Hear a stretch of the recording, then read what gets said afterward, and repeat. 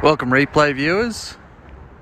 My name is Michael Outer and I'm just here at Mount Victoria, which is on the western side of the Blue Mountains in New South Wales, west of Sydney. And this is Gundungurra land, so I pay my respects to their elders past, present and emerging. Hey Kathy, hey Carrie, this is just a quick stop on my way, but I just wanted to show you this because it's just quite stark to look at the landscape.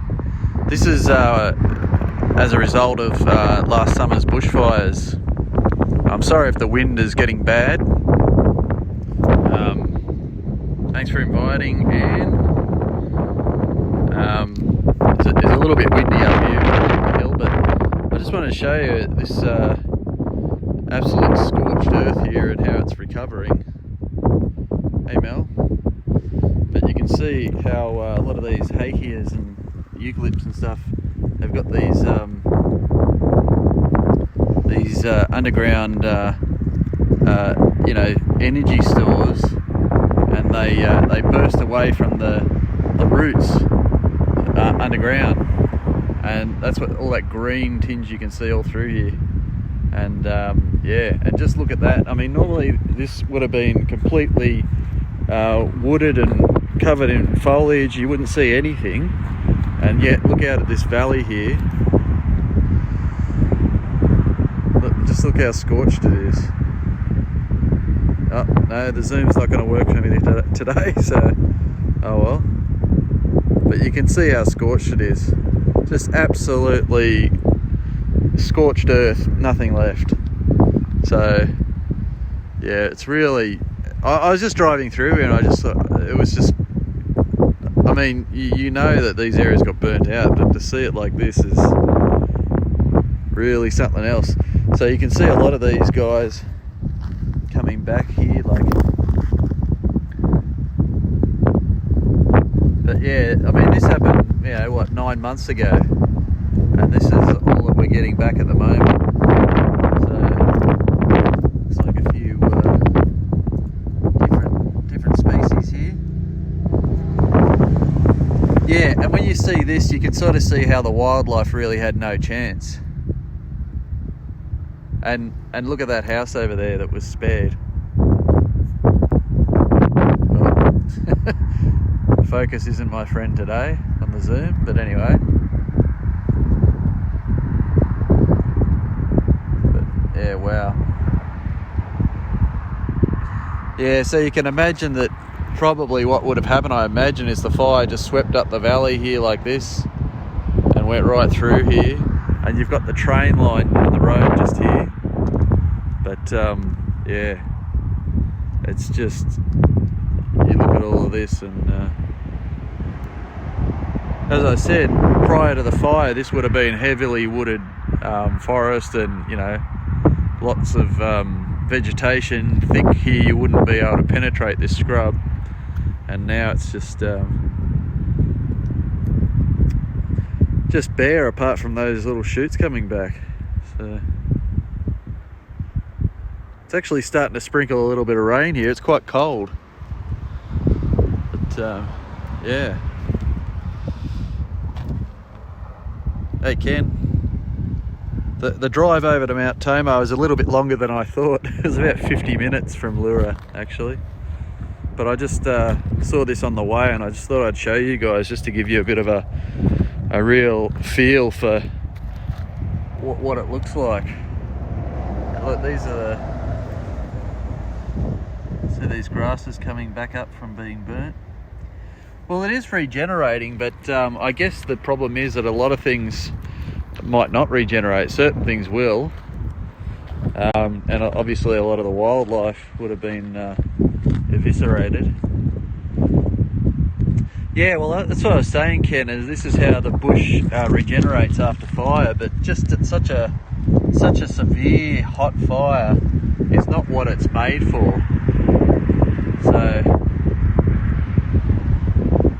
you can just, I just thought I'd show you this because of it's so visual, like looking at that rock outcrop over there with no, just nothing left on it. Just absolutely and I wish I could zoom in without the focus going out, but it's not happening today. So,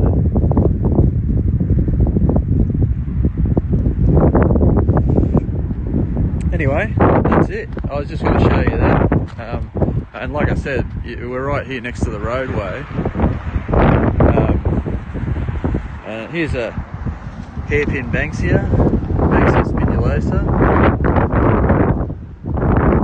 coming up out of the ground. Yeah, very similar. I mean, I don't know how the vegetation is designed or evolved in the US to deal with fire, as opposed to the way our land is, but very much similar conditions with those very hot, intense fires. Yeah. So this, you can see this tree up here, it's got all this epicormic growth coming back. But you know, this tree won't survive.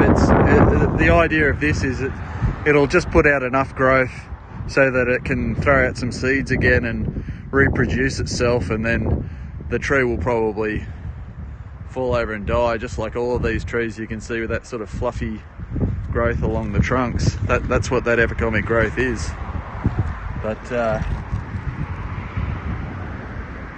you can see all these little guys.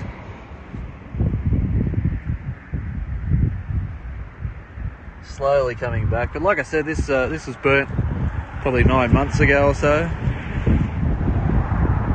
and this is as far as it's recovered. And you can only imagine that if it got burnt again very soon, it could possibly wipe out a lot of things. So yeah, thanks Mel.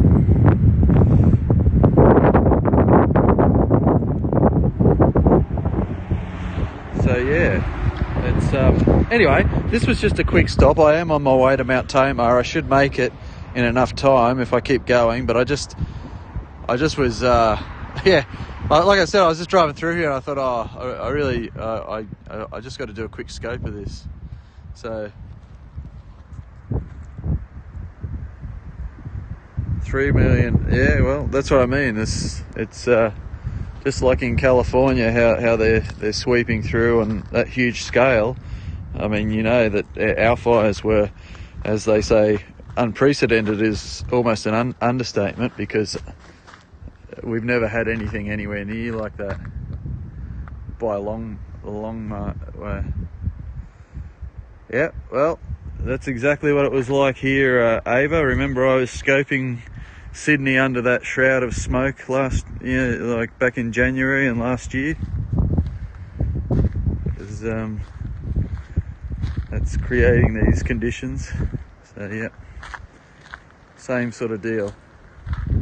But yeah, you can see everything here. It looks like the other side of the railway didn't get it too bad, but on this side, yeah, really absolutely scorched. So I'll see if I can come around here, get a bit of a better view down the valley.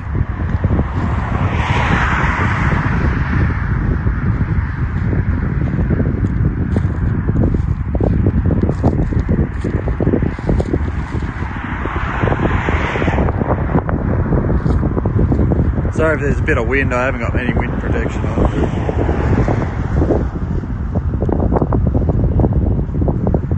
I wish I could zoom in without it going out of focus, but anyway, you get the idea. Alright guys, well I'm going to go, because I'm trying to make it to Mount Tomar before I won't have any time to scope, and hopefully it doesn't rain on me. But so here's the details. Yeah, so I'll catch you guys soon, hopefully about another half an hour, 45 minutes.